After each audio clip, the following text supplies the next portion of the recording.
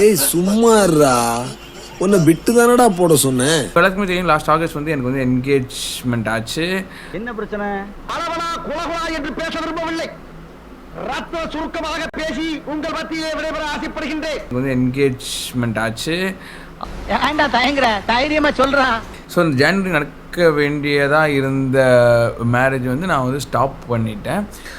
சும்மா எடுத்து கவுத்துக்கிறதுக்கு இது என்ன சாதாரண பிரச்சனையா? வாழ்க்கை பிரச்சனையா? இது வந்து போஸ்ட்போன் அந்த மாதிரிலாம் எதுவும் இல்லை, ஜஸ்ட் ஸ்டாப் டேட். இது வந்து போஸ்ட்போன் அந்த மாதிரிலாம் எதுவும் இல்லை, ஜஸ்ட் ஸ்டாப் டேட்.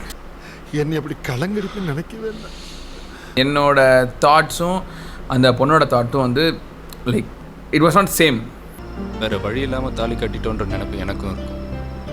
அதனால் 2 பேருக்குமே நிம்மதியான வாழ்க்கை இல்லாமல் போயிடும். நம்மளுக்கு செட் ஆகாமல் ஒரு விஷயத்த நம்ம வந்து பண்ணிட்டு அதுக்கடுத்து யோசிக்கிறதுல பிரயோஜனம் கிடையாது. உண்மையான காதல் அவ்வளவு ஈஸியா கிடைக்காது. கிடைச்சா அதுக்கு ஆயுஸ் கெட்டி.